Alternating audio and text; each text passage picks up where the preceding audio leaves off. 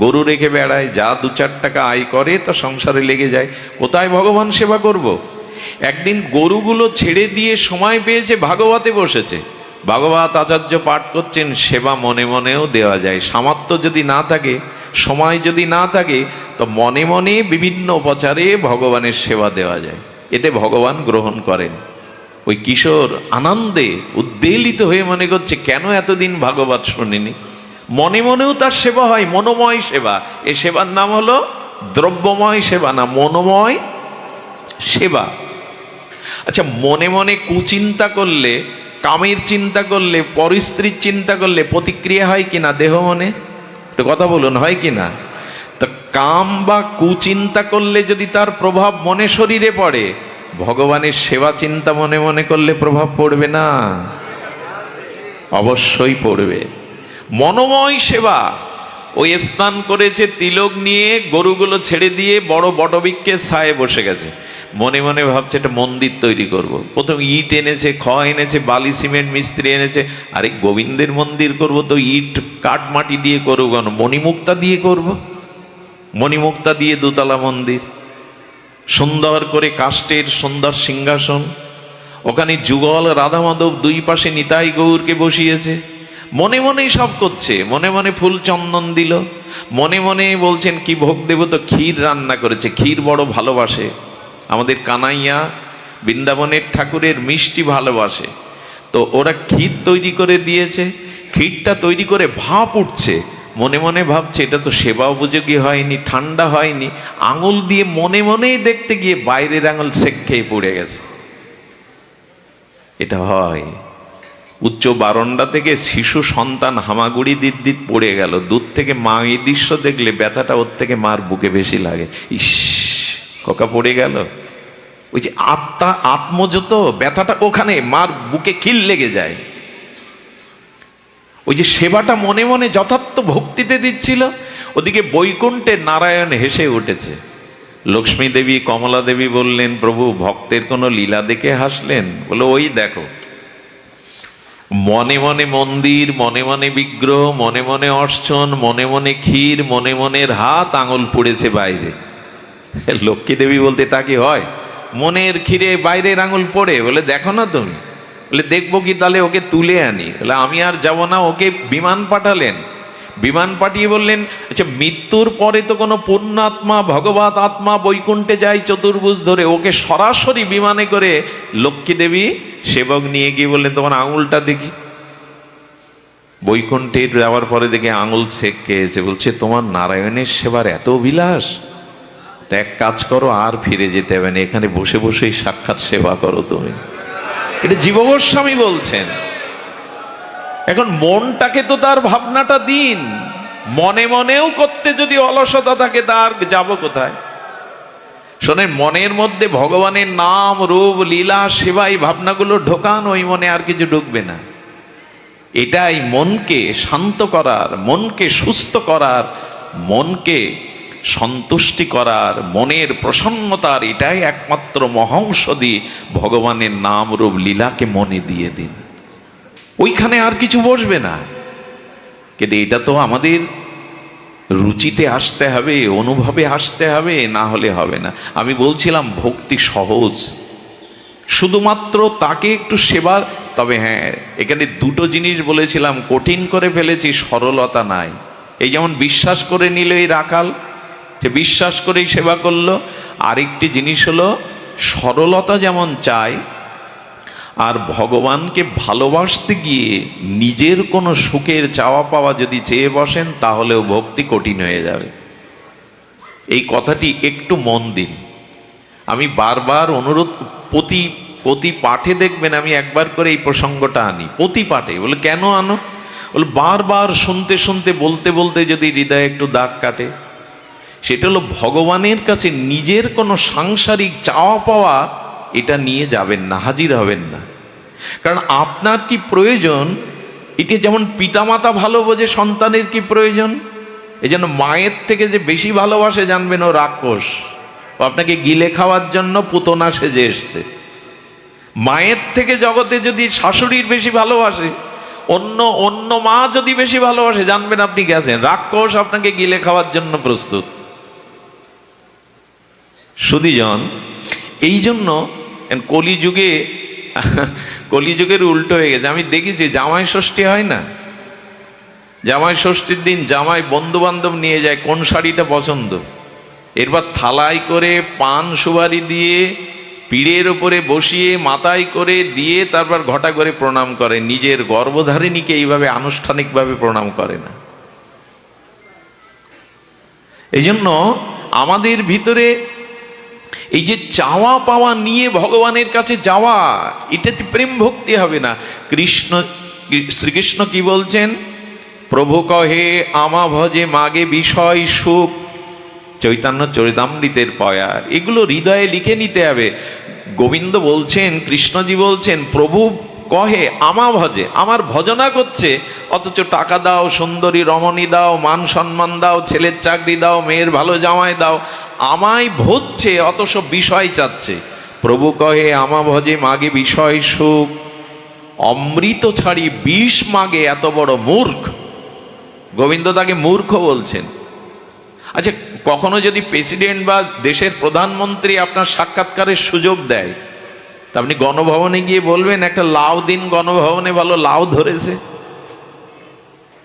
রাষ্ট্রপতি মহোদয়ের কাছে দেখা করতে গেলে লাউ কুমড়ো চাইতে হয়, রাজবাড়ি গেলে রাজধন চাইতে হয়, ভগবানের কাছে গিয়ে চাইতে হয় ন ধনং ন জনং ন সুন্দরিং কবিতাং বা জগদীশ কাময়ে মম জন্ম জন্মনীশ্বরে রাহইতু কি ভক্তি তয়ি। চৈতন্য মহাপ্রভু শ্রীকৃষ্ণ পরতত্ত্ব প্রেমাবতার অবতার শিরোমণি মহাপ্রভু আমাদের এই মন্ত্র শিখেছেন। হে মাধব, হে রাধারানী, আমি ধন চাই না, মান চাই না, সুন্দরী রমণী চাই না, কবিত্ব প্রতিভা যশ খ্যাতি চাই না, জন্মে জন্মে তোমার চরণে অহেতুকি ভক্তি দাও। হেতু নাই, তোমাকে ভালোবাসছি এর মাঝখানে কোনো হেতু যেন না এসে দাঁড়ায়, নিজের কোনো সুখ বাঞ্ছা যেন এসে না দাঁড়ায়। আজ যদি এই ব্যাসপীঠে বসে মনে করি আমাকে 30,000 টাকা দিতে হবে, কন্ট্যাক্ট করে আসি, এর নিচে দিলে হবে না, 1 ঘন্টার বেশি আলোচনা করতে পারবো না। আর যদি মনে করি আজকের আলোচনা এমন করে বুদ্ধিদীপ্ত কূট কৌশলে করতে হবে যাতে মনে করে এই বক্তার কাছে অন্য বক্তা ম্লান, কেউ এর সমান নয়, এই ভাবনা নিয়ে যদি এখানে বসেন তো শেষ। ভক্তি তো বনে মরুক, আর জন্মে কোথায় জায়গা হবে তার ঠিকানা পাবেন না। এই জন্য কোনো নিজের বাসনা, স্বার্থ বাসনা নিয়ে ভগবানের কাছে যেতে নেই। ওটা উপাসনা হয় না, ওটা ভজন হয় না, ওটা কামনাই হয়। উপাসনা শব্দের অর্থ হলো উপযুক্ত আসনা ইতি উপাসনা। উপাসনা মানে ভগবানের নিকটে মনে মনে গমন করা, তার চরণে নিজেকে বসা, তার নিকটে বসা, এর বলে উপাসনা। তো ভগবানের চরণে গিয়ে যদি ছেলের চাকরির চিন্তা করি, আমি কি ভগবানের চরণে আছি না ছেলের চাকরির মধ্যে আছি? তোমার পূজার ছলে তোমায় ভুলে থাকি। লোক দেখছে আমি ঠাকুর ঘরে পূজা করছি, গোবিন্দ বলছে এরা কপট, এরা ছল চাতুরি করে, যারা মন্দিরে দরজা দিয়ে ভগবানের ধ্যানের ভাবনা ভেবে বিষয় চিন্তা করে মনে মনে, এরা কপট। এই জন্য দয়া করে একটু প্রস্তুতি নিয়ে যান।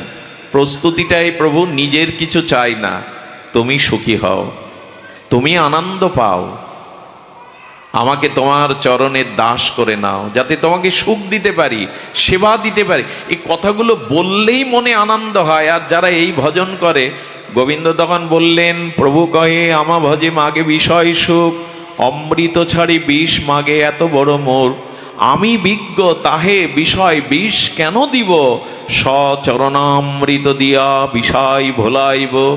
গোবিন্দ বলছেন কামনা বাসনা নিয়ে আসলেও যদি শুদ্ধ হরিকথা, শুদ্ধ সাধুসঙ্গ পাও, তবে ধীরে ধীরে তোমার ওই কামনাকে আমি তাড়িয়ে দিয়ে বিতাড়িত করে ওখানে প্রেম ভক্তি দিয়ে দেব।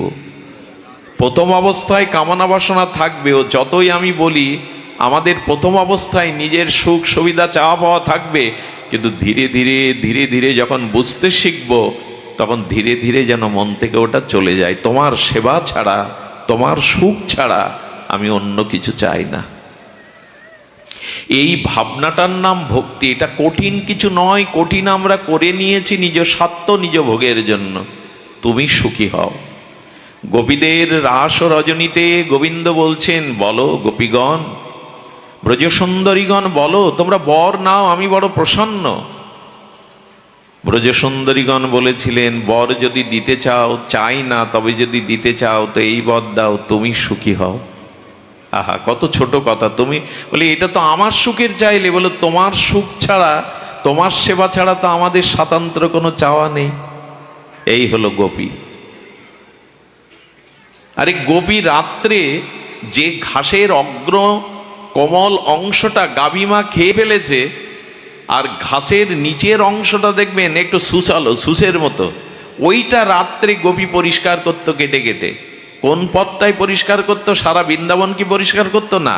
যে পথ দিয়ে গোষ্ঠে গোবিন্দ পরদিন সকালে হেঁটে যাবে, ওই পথটাই ওই অগ্রভাগ গাভীমা খেয়ে নিলে শক্ত ঘাসের নিচের অংশটা গোপীরা তুলে ফেলতো, কেটে ফেলতো। গোপী রাত্র জেগে এটা করো কেন? লোক দেখে না, রাত্রের গভীর অন্ধকারে কেন করো? বলো, কালকে তো আমাদের প্রাণনাথ এখানে চরণ বিন্যস্ত করতে করতে যাবে। যদি এই শক্ত ঘাসের ওপরে গোবিন্দের কোমল চরণ পড়ে, তাহলে ব্যথাটা শুধু তার চরণে বাজবে না, আমাদের হৃদয়েও বাজবে।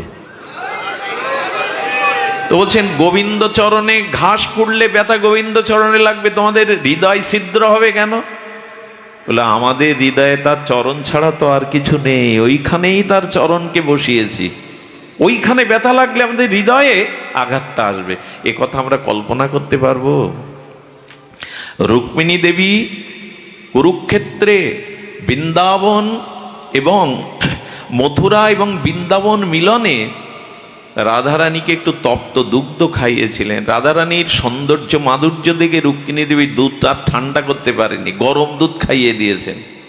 আর সন্ধ্যাবেলা রুক্মিণী দেবী তার প্রাণনাথ দ্বারকানাথের চরণ সেবা করতে গিয়ে দেখে গোবিন্দের লালিমা আর দিব্য চিহ্নিত এই কমল চরণ ফোসকা পড়ে গেছে। আরে প্রাণনাথ, প্রভু আপনার চরণে এভাবে কে তাপ দিল, ফোসকা উঠলো কি করে? বলে, একটু আগে তো তুমিই পোড়ালে। বলে, তার মানে?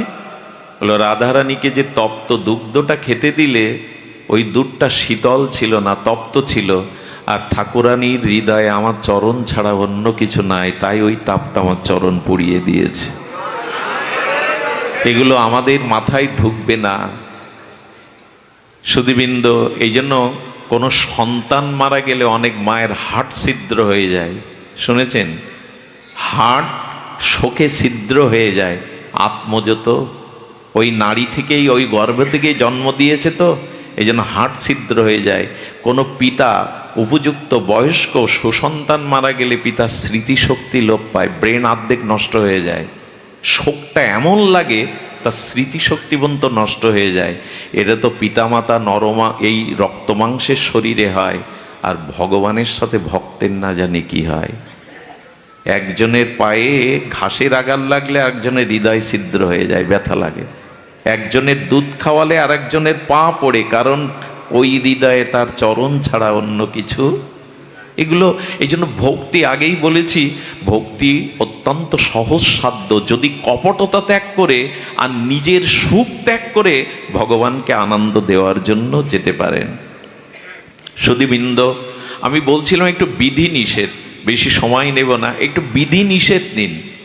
এই ভক্তিপথে একটু বিধি মানতে হবে। বিধি মানে নিয়ম, বিধি মানে আদর্শ, আর নিষেধ মানে বর্জনাত্মক, ত্যাগ করতে হবে। একটু আপনাদের অনুরোধ করছি, এই কটি একটু ত্যাগ করুন। ত্যাগ করলেই ভক্তি খুব সহজ হয়ে যাবে। ভগবানের পথ কঠিন না। তৎসং শ্লোবং পাঠ্য বললেন, বরদা এই তো অসত আলাপ। একটু ধ্যান দিন, খুব মার্মিক কথা। কশ্যপ মুনি অদিতিকে এই কথা বলছেন ভাগবতে। কে বলছেন? কশ্যপ মুনি। এই মহামুনি অদিতি মাকে বলছেন, কি বলছেন? বর্ণায় এ তো অসত আলাপা। যদি ভক্তি পেতে চাও, সহজ সরল শ্রী গোবিন্দের চরণে কৈকর্যময় কেবলা প্রীতি ভক্তি পেতে চাও, তাহলে বর্ণায় তো অসত আলাপাহা। চাকরি, ব্যবসা, কাজের মধ্যে যে কথাটুকু প্রয়োজন, ওই কথাটুকুই বলতে হবে। বলো, কিন্তু অসৎ আলাপ করো না। আন কথা, এই নিষেধটুকু যদি মানতে পারেন জীবনে অনেকটা এগিয়ে গেলেন, এ জন্মেই অনেক এগিয়ে গেলেন। চাকরি করুন, ব্যবসা করুন, প্রয়োজনে যে কথাগুলো বলতে হয় জীবন জীবিকার জন্য ওটা বলুন, ওতে দোষ নেই। কিন্তু এর বাইরে কি বলছেন, বার্নায় বার্নায়, এই তো অসৎ আলাপং, অসৎ আলাপ অর্থাৎ পরনিন্দা, হ্যাঁ, পর স্ত্রীর কথা, পরের সংসারের কথা, এই সমালোচনাগুলো করে আমাদের লাভটা কি? কিন্তু এগুলোতেই এখন আমরা মেতে আছি, রাত দিন দেখবেন এই অসৎ আলাপ, এই অসৎ আলাপে সব শেষ হয়ে যায়। কর্ণ দিয়ে এই অসৎ বার্তা, পরনিন্দা, পরচর্চা, লোকের গীবত গাওয়া, সাধুদের দোষ দেখা, সাধুদের নিন্দা করা, এইগুলো কর্ণে অসৎ বার্তা ঢুকলো আর আপনার জীবন শেষ হয়ে গেল। বিধির মধ্যে আর একটা জিনিস বলি, কৃষ্ণ বিমুখ, ভগবত বিমুখ, ভজন বিমুখ এদের সঙ্গ করবেন না। বিধির মধ্যে এগুলো খুব মানা প্রয়োজন। 10 বছরের সাধনা ওই অসৎ সঙ্গে যদি কৃষ্ণ বিমুখ, ভগবত বিমুখের সাথে মেশেন, ও আপনাকে টেনে নেবে। 10 বছরের সাধনাকে টেনে নিয়ে কুপথে নিয়ে যাবে। সুধীজন, জলকে নিচে নামানো খুব সহজ, ঢেলে দিন, কিন্তু উপরে তোলা মোটর লাগবে, যন্ত্র লাগবে, মিস্ত্রি লাগবে, পাইপ লাগবে, অনেক কঠিন। এই জন্য 10 বছর ধরে সৎ চিন্তা করছেন, একদিন এক অসৎ সঙ্গের পাল্লায় পড়ে, এই জন্য বললেন অসৎ লোক, ভগবত বিমুখ, এদের সঙ্গ পরিত্যাগ করুন। মাঝে মাঝে কিছু কথা লেখা থাকে ভালো, ট্রাকের পিছনে কি লেখা থাকে, 100 হাত, ওই লেখাটা আমাদের জীবনে অসৎ সঙ্গ থেকে যেন হয়, 100 হাত দূরে থাকুন। কৃষ্ণ বিমুখের সঙ্গ করবেন না। আমাদের শাস্ত্র বলে যে প্রভু হাতির পায়ে পিষ্ট করে মারো, আগুনে পুড়িয়ে মারো, তাতে আত্মার ক্ষতি হবে না, দেহের ক্ষতি হবে, কিন্তু অসৎ সঙ্গ দিও না, তাতে আত্মা নিম্নগতি হয়ে যাবে 84 লক্ষ জনিতে।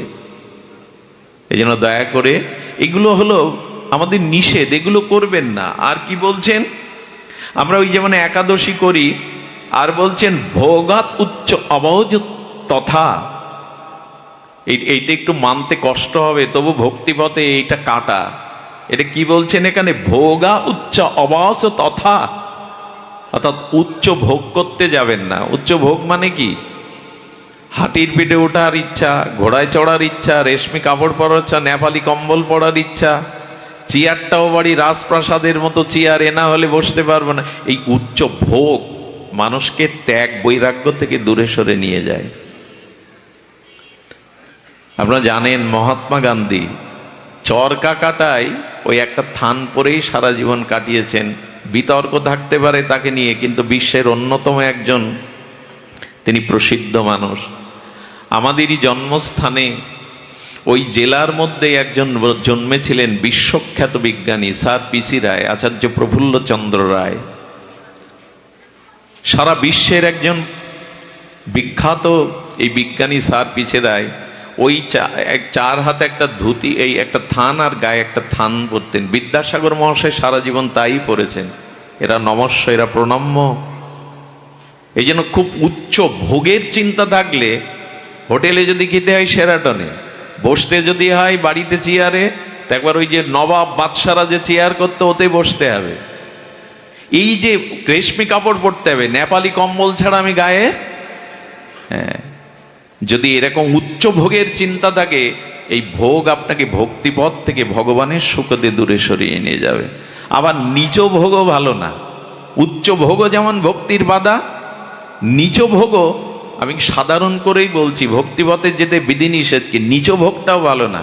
নিচ ভোগের কথা বলতে ভালো লাগে না, এটি ইন্ডিয়াতে বেশি দেখি, এরকম করে চেলে দেয়, খর্নে না কি বলে একে, খৈনি নাকি, এইসব ভোগও ভালো না। পান খাবেন খান, আমার তাতে আপত্তি নেই, 4-5টা মিশাচ্ছে ওতে, জর্দা, তামাক, চুন খয়ের, এইগুলো নিচ ভোগ, এগুলো ঠিক না। আমাদের আবার আছে মহাপ্রভু পান ভোগ দিতে হয় বলে পান আমরা 4-5টা পাবো, এরকম না। অনেকেই আবার মহাপ্রভুকে দেওয়ার নাম করে পায়। পান খারাপ জিনিস না, ভেষজ, কিন্তু তাতে যেসব মিশায় আমরা, এক একজনের কাছে দেখি কটু রয়েছে, 4 মুখের কটু, ওইখানে এক এক থেকে এক এক রকম বের করে। এগুলো ঠিক নাই, নিচ ভোগটাও ঠিক না। আজকে কালী পূজা তা একটু খেয়ে নিলাম, এরকম নিচ ভোগ ঠিক না। এইসব জিনিসগুলো ভাবা ঠিক না। উচ্চ ভোগও যেমন ঠিক না। মহাপ্রভু বলেছিলেন রঘুনাথ দাস গোস্বামী, ভালো না খাইবে ভালো না পরিবে, গ্রাম্য বার্তা না কইবে গ্রাম্য না শুনিবে, আর অমানি মানদ হয়ে মানসে রাধা কৃষ্ণ চরণ সেবিবে। এটা শ্রীকৃষ্ণ চৈতন্য মহাপ্রভুর। ভালো দামি পোশাক পরলে দেখবেন আয়নার সামনে গিয়ে 10 বার দেখতে ইচ্ছা করে, বেশ মানিয়েছে, এটা অভিমান কাজ করে, এটা গর্ব কাজ করে। বৃন্দাবনে যাদের চরণ রেণু পাওয়ার জন্য, একটু দর্শন পাওয়ার জন্য মানুষ ভগবানের কাছে প্রার্থনা করে, যেমন ওনার দর্শন পায়, তাদের দর্শন সহজে পাওয়া যায় না। বিনোদ বাবার ওখানে যাবেন বর্ষনায়, সকালে গেলে 11টা পর্যন্ত দরজার খিল বন্ধ, রাত 2টো থেকে বেলা 11টা পর্যন্ত ভজন করছেন, তারপরে একটু বেরোয়, তাও কথা বলবে না কারোর সাথে। আর বড় পণ্ডিতজি, শ্যামসুন্দর বড় পণ্ডিতজি প্রাতঃস্মরণীয়, তিনি তো জঙ্গলের মধ্যে লুকিয়ে গেছেন, আপনি গেলে দেখা করতে পারবেন না, দূর থেকে তাড়িয়ে দেবে। এদের দর্শন পাওয়াটাও মুশকিল। ওরা গিয়ে সৌভাগ্য হয়েছে এদের চরণে যাওয়ার, গিয়ে দেখি 25 টাকা দামের একটা চাদর গায়ে দিয়ে বা গামছা পরে বসে আছে।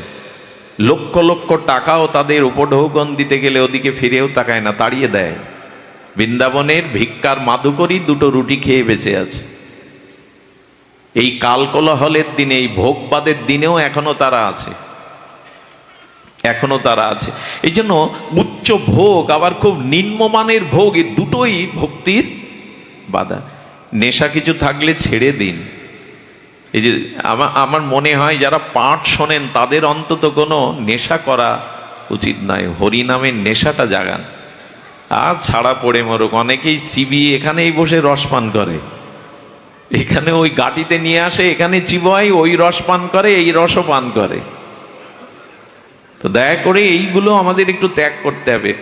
উচ্চা ভোগা উচ্চা অজয় তথা, এই যে নিচ ভোগ উচ্চ ভোগ, এই দুটোই বাধা। আর কি বলেছেন, অদ্ভুত কথা বলেছেন, অহিংসা সম্ভূতানামা সর্বভূতানাম, অহিংসা সর্বভূতানাম। অহেতুক কারোর প্রতি, কোনো প্রাণীর প্রতি হিংসা করবেন না।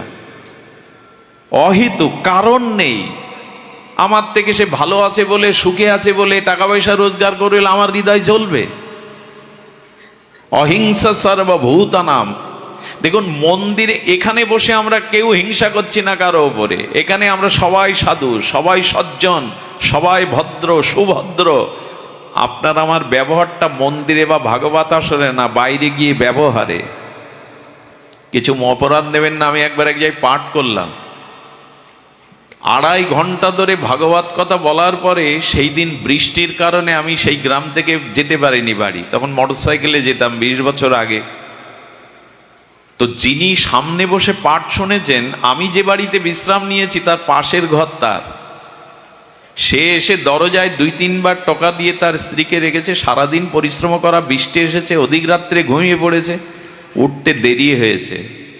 একটু দরজায় যেই দেরি হয়েছে, দরজায় লাথি মেরে বিকট শব্দ করে যেসব অশ্লীল কথা তাকে গালি দিল ওই মাটাকে। আমি বললাম কাল থেকে আমি আর পাঠে যাব না, আমার যাওয়া উচিত না। এই ব্যক্তিটাই 2 ঘন্টা বসে এখানে পাঠ শুনেছে। এই পাঠ শোনার মানে কি? এখানে ভদ্র, এখানে তো ভদ্র এমনিই হতে হবে, এখানে আমাকে কেউ অভদ্র আচরণ করতে এমনিই দেবে না। এইখানে ভদ্রতা নয়, মন্দিরে 3 ঘন্টা বসে থাকা আপনার পরিচয় না আপনি কত ভদ্র, কতটা ভক্ত। ব্যবহারিক জীবনে আপনার পরিচয় হবে আপনি কতটা ভদ্র, কতটা ভক্ত। এখানে বক্তব্যের উচ্ছ্বাস ঝর্ণা বয়ে দিলে, এখানে কেঁদে কেটে গড়াগড়ি দিলেই আপনি ভক্ত তা নয়। আপনার ব্যবহার জীবন কেমন, আপনি মানুষের প্রতি কতটুকু সুব্যবহার করেন, কতটুকু ভদ্রতা বজায় রাখেন, এটাই আপনার ভক্তের পরিচয়। এটাতেই আমরা আজ পিছিয়ে পড়ছে। এই জন্য বলছেন না, অহিংসা সর্বভূতানাম, সকলের প্রতি অহিংসা ভাব রাখো। কোনো কারণে হিংসাটা কারো প্রতি করলে ওটা নিজের মধ্যে ফিরে আসে। বাসুদেব পরায়ণা, কেন হিংসা করবে না? না, প্রত্যেকের মধ্যেই আমার ভগবান আছেন। কাকে হিংসা করব? সবার হৃদয়ে তো উনি বসে আছেন। হৃদ্দেশ অর্জুন তিষ্ঠতি, গোবিন্দ বলছেন আমি প্রত্যেক জীবের হৃদয়ে আছি। হিংসা যাকে করছেন ওটা আপনার কাছে ফিরে আসবে। এটাই মনোধর্ম। কাউকে যখন আপনি আঘাত করবেন, তার মনের আঘাতটা যেহেতু আত্মা বসে আছে আপনার কাছে আসবে। কাউকে মনে মনে ভালোবাসবেন, তাকে জানতে দেবেন না, ওই ভালোবাসা তার থেকেও আপনার প্রতি আসবে। এটা বলা লাগবে না, এটা টেলিফোন তার লাগবে না। এটাই ভালোবাসার ধর্ম, এটাই মনোধর্ম। যার প্রতি যেমন ভাব আপনি অর্পণ করবেন, আপনার হৃদয়ে সেই রূপ ভাবই আসবে। এটা মনোধর্ম। মনোবিজ্ঞান বলছে এটাই মনোধর্ম। এই জন্য দয়া করে নারায়ণ পরায়ণ, সবখানে ভগবান আছেন, এইভাবেই ভক্তি করুন। আমি বলছিলাম ভক্তি সহজ। এই যে নিষেধগুলো যদি ত্যাগ করতে পারেন, ভক্তি সহজে। আচ্ছা, সহজ কেন বলছি? ভক্তি লাভ করতে যা যা লাগে আপনার কোনোটাকে সঞ্চয় করতে হবে না, আপনার সৃষ্টি করতে হবে না, ওটাও ভগবান দিয়ে দিয়েছে। এই কথাটি একটু মন দিন। ভক্তির জন্য যা যা প্রয়োজন ওটা আপনার নিজের তৈরি করা, আপনার কোথা থেকে জোগাড় করা লাগবে না, সেটাও ভগবান দিয়ে দিয়েছেন। আচ্ছা, হরিকথা শ্রবণ এইটাই তো ভক্তি অঙ্গের শ্রেষ্ঠ। কানকে আপনি তৈরি করেছেন? এখন কানে যে শব্দটা যাচ্ছে, এটাও কি আপনার চেষ্টায় যাচ্ছে না? ঈশ্বর কানে শোনার ক্ষমতা দিয়েছেন, তাই এটা সহজ কিনা? ভগবানের কথা সাধু সঙ্গে শ্রবণ করার থেকে বড় ভক্তি আর? আচ্ছা, ভাগবত কথা শ্রবণ করলে 4টি ফল লাভ হয়। কয়টি? একটু মধুর কথা হঠাৎ মনে পড়লো। 4টি ফল লাভ হয়। তবে অনেকেই মনে করেছেন এই 4 ফল হলো ধর্ম, অর্থ, কাম, মোক্ষ। না, আমি তা বলছি না। ভাগবত সাধুমুখে শ্রবণ করলে ধর্ম, অর্থ, কাম, মোক্ষ আমাদের শাস্ত্রে বলেছে, কিন্তু এক আচার্য অদ্ভুত 4টি ফলের কথা বলেছেন। আপনারা ওটা পেয়ে যেতে পারেন। আর এতদিন যারা শুনছেন, আমি তাদের কাছে একটু জিজ্ঞাসা করবো এর মধ্যে একটা ফলও পেয়েছেন কিনা। যদি না পান, জানবেন ভাগবত শ্রবণ আপনার সার্থক হয়নি। ভক্তিপথে আপনি এক পাও অগ্রসর হননি। একটু মিলিয়ে দিন। প্রথম ফল হলো সুপারি। প্রত্যেক দেব পূজায় বা পূজাতে কি লাগে? সুপারি আহুতি দিতে হয়, সুপারি সমর্পণ করতে হয়। সুপারি মানে পূজা, পূজা মানে সেবা। ভাগবত শ্রবণ করলে সেবা ভাব জাগবে আপনার মনে। এই ফল আপনি পাবেন, সেবা ভাব। আমার বাড়িতেও যদি এভাবে সাধুদের একটু সেবা দিতে পারতাম, আমার উঠানে যদি একটু একদিন এভাবে ভাগবত দিতে পারতাম, এইভাবে যদি একটু মালা চন্দন দিয়ে আরতি করতে পারতাম বৈষ্ণবকে, এই সেবা ভাব পাঠের মধ্যে জাগে। আমার গৃহে কি হতে পারে না? যা সামর্থ্য আছে অল্প করে, ক্ষুদ্র করে যদি করতে পারতাম। যদি ভাগবত শ্রবণ করে, সুপারি মানে পূজা, পূজা মানে সেবা, সেবা ভাবনা যা জাগে। অনেকেই আছে 5 বছর ধরে পাঠে যায়, প্রসাদ পায়, অনুষ্ঠান করে, অথচ নিজের বাড়িতে 2-5 জন বৈষ্ণব এনে একটু হরিনাম হরিকথা দেয় না। তার মানে এদের ভাগবত শ্রবণে সেবাভাব জাগেনি। সুধীজন, আচ্ছা, এক মা আমাদের দিল্লিতে একবার বড় বড় মহাত্মারা, সেখানে 64 মন্ত্রের ভোগ, হাজার হাজার লক্ষ লক্ষ মনের সেবা হয়। 7 দিন ধরে সেবা চলছে। ডোনার কেমন জানেন? কোটি, 50 লাখ, 25 লাখের নিচে নেই। এক বুড়ি মা ঠেলে উঠেছে, ভিড় ঠেলে কাঁদতে কাঁদতে, বাবাজি আমি বৈষ্ণব সেবা দেব। পাশে যে ম্যানেজাররা থাকে, সেবকরা থাকে, বলছে কয় লাখ টাকা বলুন, আমরা লিখে নিচ্ছি, বাবাকে জ্বালাতন করবেন না। বাবা বলছে আমার কাছে আসতে দাও। বলো মা কি করবে? বলে আমি বৈষ্ণব সেবা দিতে চাই। বলে কত টাকা এনেছো? আঁচল থেকে 5 টাকার একটা কয়েন বের করে দিয়েছে। পাশে যারা তখন ও ধরে নামাতে যাবে জোর করে, বাবা বলছেন ওকে ছুঁয়ো না, স্পর্শ করো না, আমার কাছে থাকতে দাও। মা, এই 5 টাকা দিয়েই তোমার এই হাজার হাজার বৈষ্ণব সেবা হবে মা।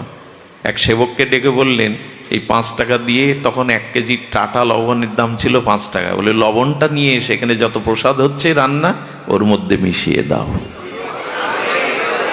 উনি কি দেখলেন? লক্ষ কোটি টাকা ডোনার সেখানে। উনি কি দেখলেন? ওর মনে সেবা ভাবনাটা জেগেছে, আমি যদি সেবা করতে পারতাম। তো ভাগবত শুনে যদি এইটুকু ভাবনাই না জাগলো 5-7 বছরে, বাড়িতে দুটো সাধু আনা, একটু বৈষ্ণব সেবা, একটু হরি কথা, একটু হরিনাম দেওয়া, এই ভাবনা। এখানে বৈষ্ণব সেবা হচ্ছে, আমি যদি অন্তত 10 কেজি চাল দিয়ে আসতাম। ভাগবত শুনলে সেবা ফল জাগবে। সুপারি। দ্বিতীয়টা হলো আম, আম্র। আম হলো রসালো অমৃত ফল। ভাগবত শুনে ধর্মার্থ কাম্যক্ষ তো আছে ফল, কিন্তু এই আচার্য বলেছেন আম্র ফল হলো রসালো মৃষ্ট অমৃত স্বাদ। ভাগবত শ্রবণ করেও যদি হৃদয়ে রস না আসে, প্রেম ভক্তির রস, ভগবানের আরাধনার রস, রসবৈষ, রসই তো ভগবান, রস মানে আনন্দ। এই জন্য ভগবানকে বলা হয় রসবৈষ, রসিকেন্দ্র মৌলি, রসিক শেখর। তো যে রসের কথা শুনছেন, সেই রস যদি হৃদয় একটু নরম না হয়, একটু হৃদয় কোমল না হয়, একটু কঠিন থেকে বিগলিত না হয়, হৃদয় যদি একটু সরস না হয়, জানবেন ভাগবত শ্রবণেও আপনি ফল পাননি। আম তো রসালো হবে, আম তো রসালো হবে। হৃদয়টা যদি একটু দয়া, করুণা, কৃপা, আর্দ্র না হয়, একটু রস, সেই কঠিনই থেকে গেলাম, সেই কটু কথা বলা, সেই কটু ব্যবহার করা, কঠোর আচরণ করা, কারো প্রতি দয়া কৃপা ভাব না রাখা, তো ভাগবত শুনলাম কি? এই জন্য আম্র। দ্বিতীয় লাভ হবে কি ভাগবত শুনলে? না, হৃদয়টা রসালো হবে। তৃতীয়টা হলো কদলী। কদলী মানে কলা। কলা হলো মিষ্টি। কলা কি? এই জন্য সুগারের পেশেন্ট যারা, ডাক্তার তাদের বেশি কলা খেতে নিষেধ করে। মিষ্টি বলো, ভাগবত শুনে এই একটা ফল হয়েছে তো, তোমার ব্যবহার মিষ্টি হয়েছে তো, তোমার কথাবার্তা, চাল চলন, এগুলো মিষ্টতা এসছে তো। এখান থেকে উঠেই গিয়ে যদি একজনকে ঠেলে মেলে ফেলে দিই, আরে পথ দাও, দেখতে পাচ্ছ না, ব্যবহার হলো কি? মিষ্ট হলো কি আপনার আচার ব্যবহার, কথাবার্তা? বাক্যই যদি মিষ্টি না হলো, কঠোরতাই যদি না গেল, আরে লোকের উপর দুর্ব্যবহারই যদি করলেন, তো আপনি ভাগবত কি নিলেন? কি ফল পেলেন এখানে এসে? এই জন্য একটু মিষ্ট হতে হবে, ব্যবহার আচরণ মিষ্টতা হতে হবে। আমি এগুলোর ব্যাখ্যা অনেক আছে, আমি সংক্ষিপ্ত করি। চতুর্থটা হলো শ্রীফল, নারিকেল।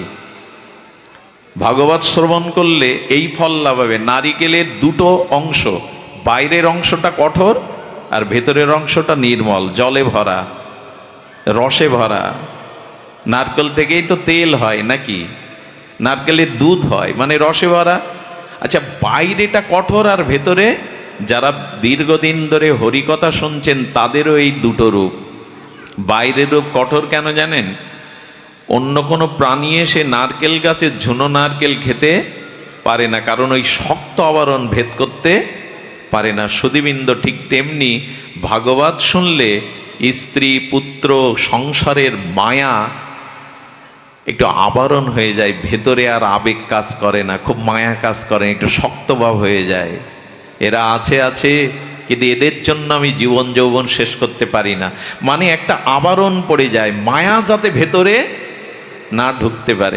দেখুন, এখানে স্বামী স্ত্রীও এসছে, ভাইয়ে ভাইয়ে এসছে, ছোট সন্তান নিয়েও এসছে, কিন্তু যারা মনোযোগ দিয়ে পাঠ শুনছেন তাদের আর ওখানে মনে নেই যে আমার সাথে আজ স্ত্রী, আমার ভাই, আমার সন্তান এসছে। এটা মায়া এখন ঢুকতে পারছে না। কঠোরতা মানে ওই যে অতি আবেগ, স্ত্রী, পুত্র, ঘর সংসারের প্রতি অতি আবেগ, এটা শক্ত হয়ে যাবে আবরণ, আপনার ভেতরে আর এই আবেগগুলো সহজে ঢুকতে পারবে না। বাইরে কঠোর হয়ে গেল আর ভেতরটা হয়ে গেল নির্মল, ভগবানের জন্য নির্মল হয়ে গেল। কি কি ফলের কথা বললাম? সুপারি, আম, কলা আর নারিকেল। এর একটাও পেয়েছেন তো? এর একটা যদি পান তো জানবেন হরিকথা বলাও সার্থক হলো, শ্রবণও সার্থক হলো। ব্যবহারে আমি সব শেষে আছি। ভক্তি সহজ বলছিলাম, কিন্তু একদিনে তো হয় না। কানটা ভগবান দিয়েছেন, শোনার শক্তিটাও তিনি দিয়েছেন। তো এই কানে হরিকথা শোনা খুব কঠোর, ভক্তি অর্জন করা খুব কঠিন। এইটুকু কেন করছেন না? যেখানে হরিকথা কানটা খাড়া করে শুনুন। ভগবান বলছে কানও দিলাম আমি, শ্রবণের শক্তিও দিলাম আমি, বক্তা যা বক্তব্য দেবে সেই ভাগবত গীতাও দিলাম আমি, তুমি শুধু কানটা রেডি খাড়া করে আমার কথা শুনতে রাজি নও। ভক্তি কঠিন। হোম করতে গেলে কি লাগবে? ঘি আনো, পুরোহিত আনো, এটাও লাগবে কি না? বিল্লপত্র আনো, সমিদগ্নি আনো, বেদ আনো, মন্ত্র আনো। কানে কথা শুনতে কিছু আয়োজন করতে হয়েছে আপনারা? কান দিয়েছেন ভগবান, শ্রবণ শক্তি দিয়েছেন ভগবান, শুধু কানটা খাড়া করে, তাতেও যদি অলসতা হয় তা আপনি ভগবান পাবেন কি করে? ভক্তি কত সহজ দেখুন, জ্ঞানের মতো না, কর্মের মতো না। কানও ভগবান দিয়েছেন, শ্রবণ শক্তিও দিয়েছেন। আচ্ছা, মুখ একটা, কান দুটো কেন? ভগবান বলছে বলবে কম, শুনবে বেশি। হরি কথা বেশি শুনবে, কথা কম বলে হরি কথাটাই বেশি শুনবে। আচ্ছা দেখুন তো, জিহ্বায় হরে কৃষ্ণ কৃষ্ণ কৃষ্ণ হরে হরে, হরে রাম রাম রাম হরে হরে, এটা খুব কঠিন। কিন্তু পৃথিবীর মধ্যে বিশেষ কলিযুগে এর থেকে বড় সাধনার, নাম সাধনার থেকে আর সাধনা, জিহ্বাও তিনি দিয়েছেন, শব্দ উচ্চারণ করার ক্ষমতাও দিয়েছেন, আবার নাম রূপে আপনার জিহ্বায় এসে গেছেন। এটা খুব কঠিন, অথচ এইটাই ভক্তির শ্রেষ্ঠ। কলিতে নাম ভজন, হরে নাম হরে নামইব কেবলম কালাও নাস্তেব্য নাস্তেব্য নাস্তেব্য গতির অন্যতা। কলিযুগে হরিনাম ছাড়া গতি নেই, এটা খুব কঠিন। এখন বলুন তো, হরে কৃষ্ণ, এটা কঠিন, এটা কঠিন, কিন্তু কঠিন তো করে ফেলেছি। সারা দিনের মধ্যে বলেছি তো, হা রাধে, হা কৃষ্ণ, হা গোবিন্দ, কত কথাই তো বলেছি। মুখে ফেনা তুলে দিয়েছি সংসারের কথা বলতে বলতে। স্ত্রীকে ডাকি, বাজারে আলু কত করে, আলুর নাম ধরে ডাকি। ভগবানকে ডাকি কই? জিহ্বাটাতে শুধু একটু নাড়াতে হবে ভগবানের নামে, আর এতে বিধিবিধানও নেই। যেখানে সেখানে যত্রতত্র জপ যদি না করতে পারো মালাতে, তো মুখে বলো কই। এটাও কি কঠিন? ভগবান পাওয়া কলিযুগে মহাপ্রভু কত সহজ দিয়েছেন। তোমার কোথাও যেতে হবে না, বাড়ি থেকে মন্দিরে, তীর্থে, গয়া কাশিও যাওয়া লাগবে না। যে ঘরের মধ্যে আছো ওখানে বসে কান খাড়া করে হরিকথা শোনার জিভটা নাড়াও। এইটুকু করতেও যদি অলসতা থাকে, দাবি করব কি করে যে উদ্ধার হতে চায়, তোমাকে পেতে চায়? দয়া করে জিভটা নাড়ান, জিহ্বাটা নাড়ান। ওখানে রস দিয়েছে ভগবান, আর একটু ভক্তি রস মিশিয়ে ভগবানের নাম নিন। সবরই কোনো অন্য কিছু করেনি, শুধু রামের প্রতীক্ষায় থাকতো। রাম রাম রাম, সিয়া রাম সিয়া রাম সিয়া রাম। এই এক রাম বলতে বলতেই রাম তার কুঠিরে এলো বনের মধ্যে। মনি ঋষির আশ্রমে যায়নি, আগে সবরীর কাছে এলো। অনুরোধ করছি নামটা নিন, নাম ছাড়া অন্য সাধনা এ যুগে মুক্তি, প্রেম, ভক্তি মিলবে না। নামে অভ্যাসটা করুন। নাম অভ্যাস করতে করতে নাম জেগে যাবে আপনার মধ্যে। জিহ্বার তুণ্ডে তাণ্ডবিনী রতিং বিদুনতি তুণ্ডাবলী লব্ধায়। রূপ গোস্বামী বলছেন, নদীর তরঙ্গ সাগরে যেমন ঢেউ খেলে, কবে আমার জিহ্বায় নামে তরঙ্গ উঠবে, তুণ্ড তাণ্ডবিনী নৃত্য করবে। হরি নামে আমার জিহ্বা কবে নৃত্য করবে সর্বদা। এরই নামই তো ভক্তি, এরই নামই তো ভক্তি। এই ভগবানের নাম দেখুন, জিহ্বা দিয়েছেন ভগবান, নামও দিয়েছেন ভগবান, উচ্চারণের ক্ষমতাও দিয়েছে ভগবান, আর এইটুকু শুধু নাড়ানো, এটা কঠিন। একটা যজ্ঞ করতে গেলে, একটা দান করতে গেলে কত কি কঠিন, কিন্তু জিহ্বায় নাম নেওয়াটা এতটুকুতেও রুচি হলো না, তার হবে কি মা? আমার কথাগুলো আজ একটু কর্কশ, আমার কথাগুলো আজ একটু শাস্ত্র মার্গের, বিধি মার্গের। কেন বলছি? আবেগ দিয়ে কিছু হয় না এ পথে, হই হুল্লোড় করে আবেগ দিয়ে কিছু হয় না। শাস্ত্রকে যথাযথ রূপে ধারণ করতে হবে। মহাপ্রভু ভক্তি বলেছেন। আচ্ছা, চোখে বিগ্রহ দেখা কঠিন, চোখে তো সবার রূপ দেখি, জগৎ দেখি, আকাশ দেখি, তারা দেখি, সমুদ্র দেখি, সিনেমা দেখি, টেলিভিশন দেখি, খেলা দেখি, সবাইকে দেখি। ভগবান বললেন, বিগ্রহের সামনে গিয়ে নয়ন ভরে একবার যুগলকে দেখো। এটা কঠিন। বিগ্রহ দর্শন করলেই প্রেম ভক্তি হয়ে যায়। ভগবানের সামনে যেতে হয়। ঘরের মধ্যে যেটা ঠাকুরের আসনে পাতা আছে, একটু সামনে গিয়ে দেখুন না, ওই রূপ দিলে। আপনাদের মনে আছে ধনুর্দাস, এই দক্ষিণ ভারতে আচার্য রামানুজাচার্য তখন মন্দিরে, ধনুর্দাস ছিল ওই এলাকার সব থেকে বড় দাগী সন্ত্রাসী। আর তার নাম শুনলেই পাশ দিয়ে পদ দিয়ে দিত, কেউ তার মুখের উপরে কথা বলতো না। আর এই ধনুর্দাস ওই তল্লাটের একজন শ্রেষ্ঠ সুন্দরী যুবতীকে সাদা ঘোড়ার পিঠে উঠিয়ে তিনি মন্দিরে আসতেন, যে মন্দিরে বাস করতেন বলদেবের অবতার, চতুঃসম্প্রদায়ের অন্যতম আচার্য শ্রেষ্ঠ রামানুজাচার্য। রামানুজাচার্য একদিন তার সেবককে বলছেন, ও কে আসে রে? বলল ধনুর্দাস। সামনে মেয়ে ছেলেটাকে এনে ওই মেয়ে ছেলে আর ঠাকুরের বিগ্রহ দেখতে আসে। ও বিশ্বাস করে না, ঈশ্বর ফিশ্বর বিশ্বাস করে না, ওই ভালোবাসে যুবতীর কারণেই ঘোড়ায় চড়ে আনে, ওকে দেখিয়ে নিয়ে যায়। বলে কালকে যদি আসে বলবি আচার্য ডেকেছে তোমাকে। যেই ধনুর্দাসকে গিয়ে বলেছে আপনাকে ডাকছেন আচার্য, বলেন উনি কি আমাকে চাকর পেয়েছেন, ওনার ডাকে আমি যাব? আরে যাও যাও, আমার সময় নেই। সঙ্গে সঙ্গে ওই যে মহিলা, যে যুবতীকে ও ভালোবাসে মায়া মোহর প্রতি, বলে খবরদার, এই মুহূর্তে যা বলেছ আর একবার বললে এই মুহূর্তে আমি তোমার সঙ্গ ছেড়ে চলে যাব, আর তোমার মুখ দেখবে না। উনি ভগবানের অবতার, উনি আচার্য, ওনার দর্শনকেও পায় না, তোমাকে ডেকেছে, ওপে এই মুহূর্তে যাও। বলে তুমি বললে যেতে পারি, ও ডাকলে যাব না। মোহ যাকে বলে, বিক্রি হয়ে গেছে তো। পুরুষ মানুষ যদি যুবতীর বা রমণীর মোহগ্রস্ত পড়ে, কিছু মনে করবেন না মায়েরা, আপনারা না, একটা কথা বলি, কশ্যপ ঋষি নারীদের বর্ণনা করতে গিয়ে বলছেন, মায়েদের, মেয়েদের, বিশেষ করে যুবতীদের মুখটা হলো শরতের চন্দ্রের মতো শোভিত। এমনি তো শরতের পদ্মের মতো, পদ্মফুল তো এমনি সুন্দর পাপড়ি মেললে, আর শরতের পদ্মগুলো শোভা আরো বেশি। বলে তাদের বদনটা শরতের পদ্মের মতো শোভিত। আর বলে তাদের কণ্ঠটা, তাদের কণ্ঠস্বরটা কানে অমৃত ঢালার মতো অমৃত তাদের কণ্ঠ। কশ্যপ বললেন কি, যারা ভজন করে না, যারা ভজন বিমুখ, সেই নারীদের এই দুটো গুণ থাকলে তাদের হৃদয় কি দিয়ে গড়া জানো? ধারালো তলোয়ারের মতো, ওরা সব কেটে শেষ করে দিতে পারে। আমি বলছি না মা, তোমাদেরও বলছি না, যারা কৃষ্ণ বিমুখ, ভজন বিমুখ, এই দেহকেই সর্বস্ব মনে করেছে, সেই নারী হৃদয়টাকে কশ্যপ ঋষি বলছে তলোয়ারের মতো, সব শেষ করে দিতে পারে, সব শেষ করে দিতে পারে। যদি মায়েরা ভজনশীল না হয়, সতীসাধ্যী না হয়, এরা সব পারে। নিজ স্বার্থের জন্য এরা স্বামী সন্তানের গলাও কেটে দিতে পারে, আগুন ধরিয়েও দিতে পারে। এই জন্য বললেন, একমাত্র ব্রহ্মা ছাড়া নারীদের হৃদয়ের বার্তা কেউ অত পাগল নয় আপনি, যে আপনি মেয়েদের মায়েদের মনের কথা বুঝে ফেলেছেন। বললে যে সৃষ্টি করেছে ব্রহ্মা জানতে পারে, নাও পারে, শেষে এসে বলছেন ব্রহ্মাও জানে না। পুরুষের ভাগ্য আর নারীর হৃদয় মন, এ দুটো ব্রহ্মারও জানার, আপনি আমি তো কোন তুচ্ছ।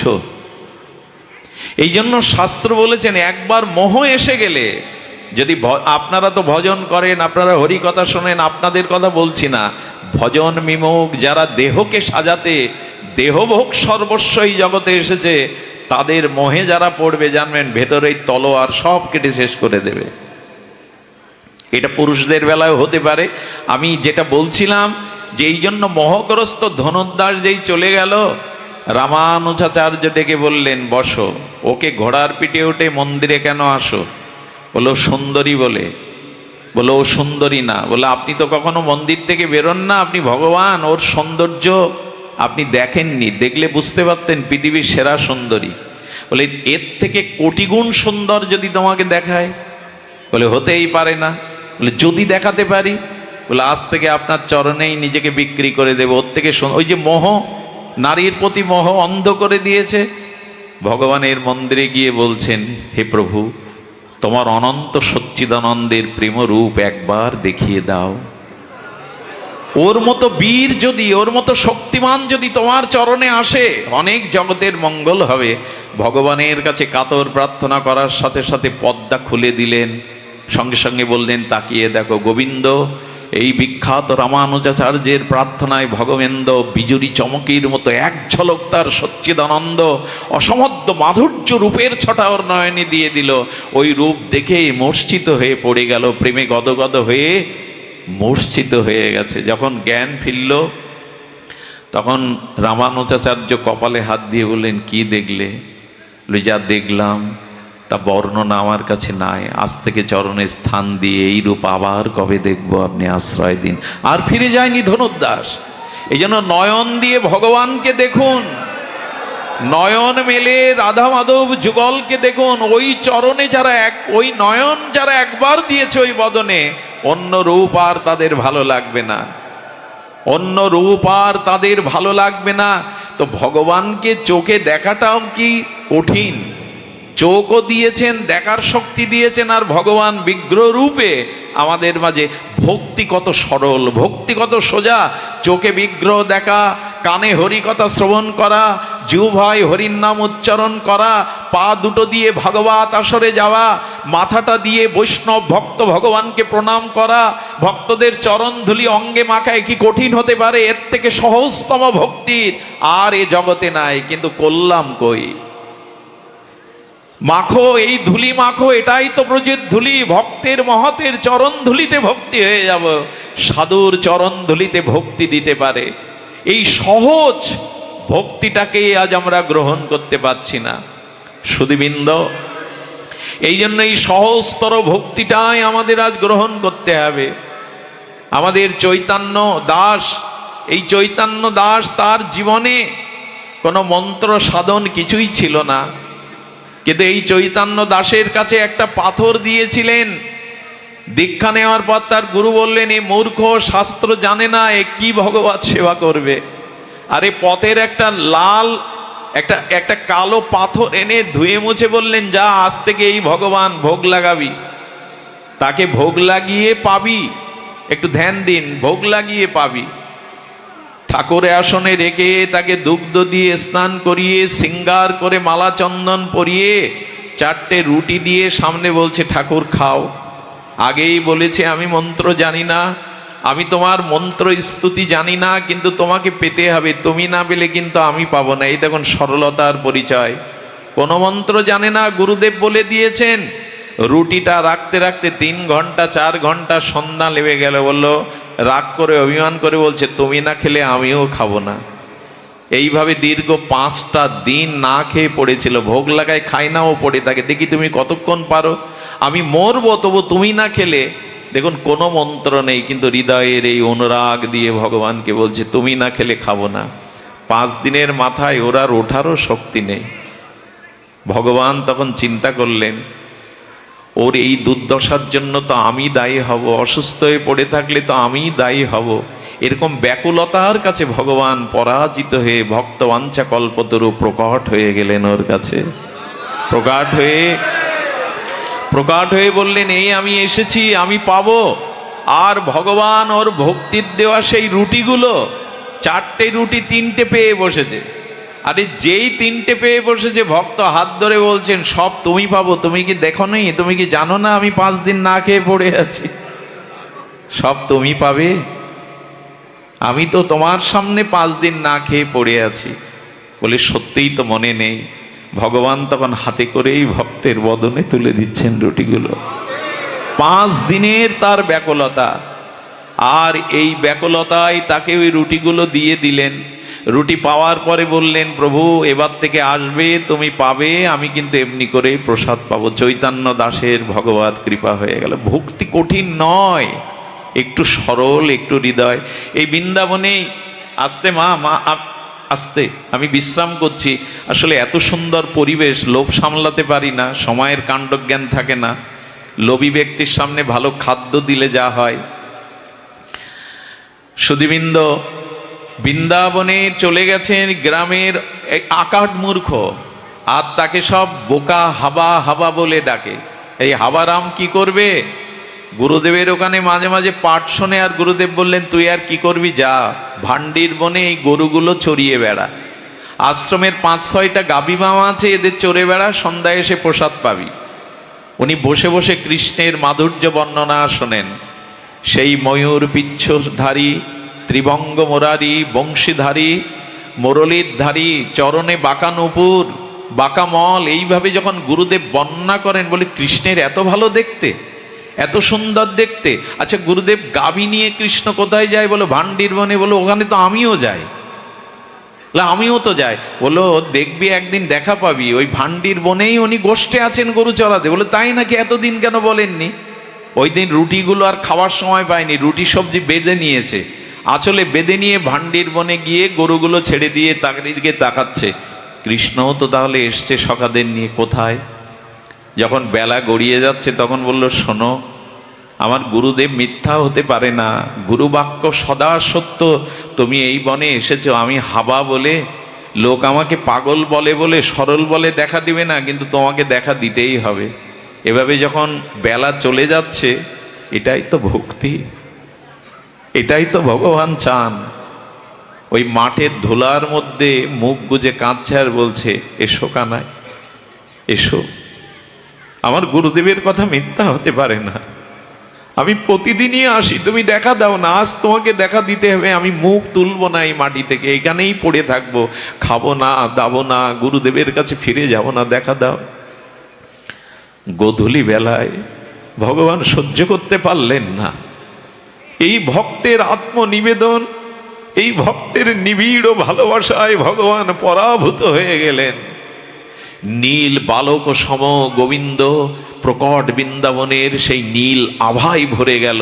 ওর সামনে এসে বলছে, ওঠো, ওঠো তুমি, এই দেখো আমি এসেছি। যেই এসেছে জড়িয়ে ধরে বললেন, কানাইয়া, কানাইয়া, তুমি এতদিন আসো, দেখা হয় না, দেখা দাও না। আমার গুরুদেবের কথা না শুনলে তো দেখা পেতাম না। আচ্ছা এসেছো যখন, আজ থেকে তুমি আমি বন্ধু। সরল তো, সরল রায় আগে পায়।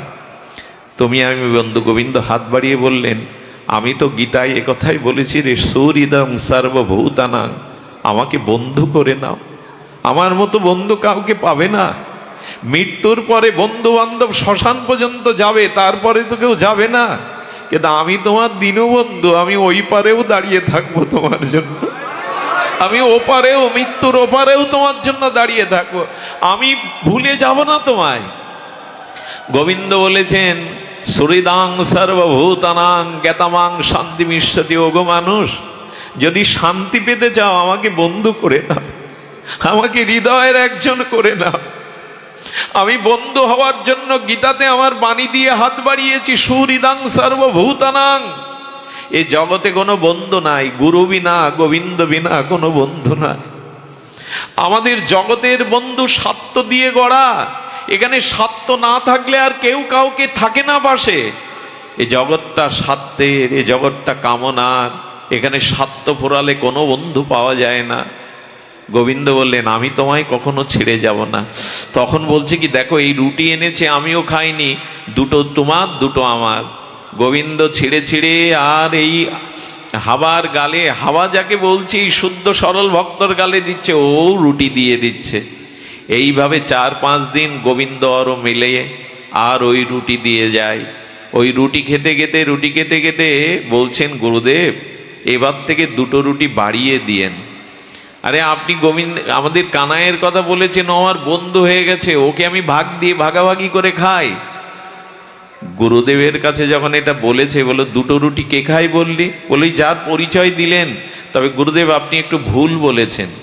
সরল তো, একথা তো গুরুদেবকে বলা ভুল। কি? আপনি যে রূপের বর্ণনা দেন তার থেকে কোটি সুন্দর আরো সে, আপনি যে বর্ণনা দিয়েছেন তার থেকে নয়ন ফেরানো যায় না গুরুদেব। ওর চোখে যদি চোখ দেই না, চোখ দিয়ে আপনি জল যাবে। ওকে একবার দেখার থেকে আমার মনে ওই মুখ ছাড়া অন্য কোনো মুখ আর আসে না। ঘুমিয়ে পড়লে, চোখ বন্ধ করলে, জলের তলে ডুব দিলেও দেখি ওই মাধুর্যময় মুখ। গুরুদেব আপনি যা বর্ণনা করেছেন তার থেকে কোটি গুণ সুন্দর আমাদের কানাইয়া। গুরুদেব বললেন, কিছু ঘটলো না তো? যার ভগবত দর্শন হয় তার চোখের ভাষা বদলে যায়, তার চেহারার মধ্যে অন্য একটা মাধুর্য আসে। গুরুদেব আপাদমস্তক দেখছে, সত্যি কিছু ঘটলো না তো? সারা জীবন ব্রজে পড়ে রইলাম, ওই কৃপা তো হলো না। ও গরু রাখতে সরলদের হতে পারে। আচ্ছা 2টো রুটি আমি তোকে দিতে পারি, কিন্তু তোর বন্ধুকে আজ আশ্রমে নেই রুটি পাওয়াতে হবে, পারবি? এ আর কেমন কঠিন কথা। আমি আনবো। বলে যা, আনলে আমি তোকে পুরস্কার দেবো, এই রুটি দেবো এখানে। সেই যে দুটো রুটি দেয়নি আর দুটো নিয়ে গেছে, গোবিন্দ বলছেন ভাগ দাও, এটা খাওয়ার জন্য গোবিন্দ লোভ। তোর ভক্তের দ্রব্যের মধ্যে তো তার লোভ না, ওই দ্রব্যের মধ্যে যে ভক্তি আছে ওটা ভগবানের খুব লোভ। কেড়ে কেড়ে খায়। ওইটা যখন আগলা করেছে তখন রুটিটা হাতের মুঠোয় করে বলছেন আজ তোমায় দেব না কানাই। বলে কেন? বলো যার জন্য তোমাকে পেলাম, যার জন্য ব্রজবাস পেলাম, আমার গুরুদেব আজ আমাদের সেবা আশ্রমে নিতে বলেছেন, তোমাকে যেতে বলেছেন। গোবিন্দ দুহাত পিছিয়ে এসে বললেন সবাইকে দেখা আমি দেই না রে, সবার কাছে আমি ধরা দেই না। যুগ যুগান্তর মুনি ঋষি তপস্বী সাধন ভজন করে আমাকে পাই না, তুই সরল বলে, হৃদয়ে নিষ্পাপ বলে আমি তোকে দেখা দিয়েছি। তোর গুরুদেবের পাণ্ডিত্য আছে, কিন্তু তোর মতো সরল বিশ্বাস তোর গুরুদেবের না। তখন কি করলো জানেন? রুটিটা আবার আঁচলে বেঁধে বলল আমার তোমাকে পাওয়ার কারণ গুরুদেব, তুমি যদি আমার কথা না রাখো আজ থেকে তোমার সাথে আমার বন্ধুত্ব খারিজ, আমি আর তোমার মুখ দেখবো না, আমি আর কোনোদিন তোমার জন্য রুটি এনে ভাগ দেবো না, যাও তুমি চলে যাও।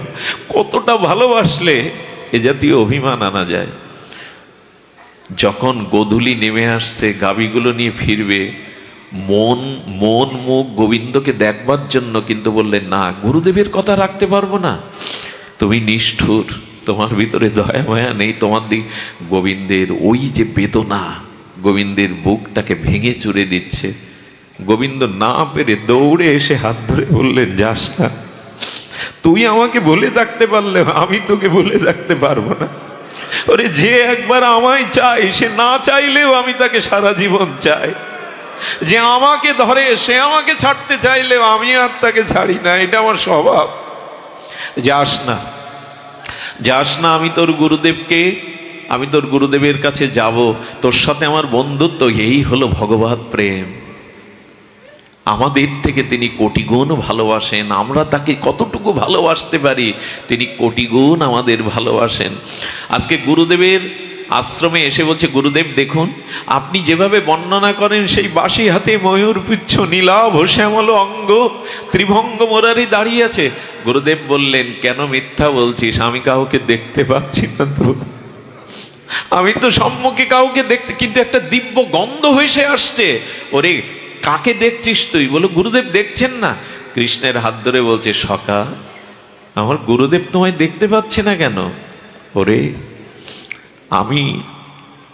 আমি সহসা কাউকে তো দেখা দেই না, আর উনি আমাকে দেখতে পাবেন না। বলে কেন? বলে আমার একটা নিয়ম ভাগবতে বলা আছে, আমার ভক্ত কৃপা না হলে কেউ আমাকে পায় না, আমার ভক্তের কৃপা না হলে কেউ আমাকে পায় না। গুরুদেব তখন বললে ওরে ওরে তোর ভগবানকে দেখা আমায়, তার চরণের দিব্য অঙ্গ গন্ধ পাচ্ছি, একবার দেখা। বারবার যখন ছটপট বলছে কানাই সখা আমার গুরুদেবকে দেখা দাও, বলেন উপায় একটাই, তোর গুরুদেবকে তোকে স্পর্শ করতে বল, তোকে স্পর্শ করতে বল, তবেই আমাকে দেখতে পাবে। যেই ভক্তকে স্পর্শ করেছে ত্রিভঙ্গ মরারি ললিত ঠাম শ্রী গোবিন্দকে দর্শন করে বসেছে। গোবিন্দ প্রকট হয়ে দর্শন দিলেন। আরে গুরুদেব কৃষ্ণচরণ না, গুরুদেব তার নিজের শিষ্যের চরণে লুটিয়ে পড়লেন। ওরে আজ শিষ্য হয়ে তুই ভগবানকে পাইয়ে দিলি, আজ শিষ্য হয়ে তুই ভগবান দর্শন করিয়ে দিলি। কৃষ্ণের চরণে না, গুরুদেব শিষ্যের চরণে প্রণাম করে বললেন যে আগে কৃষ্ণ পায় সেই তো শ্রেষ্ঠ, সেই তো গুরু। জড়িয়ে ধরে বললেন তোর জন্ম সার্থক, তোর জন্ম সার্থক, তুই আমাকে কৃষ্ণ মিলিয়ে দিলে। সুধীবৃন্দ এই জন্য ভক্তি বড় সহজ, তবে কপটতা ত্যাগ করে সরল হৃদয়ে ভগবানের সাথে সম্বন্ধ করুন। এই হরিকথা শ্রবণ, হরিকথা জিহ্বায় কীর্তন, নয়নে গোবিন্দের মাধুর্য, চরণবদন দর্শন, ভক্তবদন দর্শন, এগুলির মধ্যে দিয়ে ভক্তি হবে সহজ সরল। সুধীবৃন্দ আপনাদের সবার মঙ্গল হোক, কৃষ্ণ ভক্তি হোক। আমি অত্যাচার করে অনেকটা বেশি সময় নিয়ে বসেছি, এই জন্য আপনাদের চরণে ক্ষমা প্রার্থনা করে যারা এই অনুষ্ঠানের আয়োজন করেছেন তাদের কৃষ্ণ প্রাপ্তি ভগবত প্রাপ্তি হোক। আর চিরদিনের মতো আমাদের ধনঞ্জয় কৃষ্ণ দাসের কিছু গ্রন্থাবলী আছে, সদ্গ্রন্থাবলী, গৌড়ীয় গ্রন্থাবলী আপনার সঙ্গ করবেন। আপনাদের সকলের চরণে সশ্রদ্ধ দণ্ডবাদ প্রণাম। বাঞ্ছা কল্পতরুভ্যশ্চ।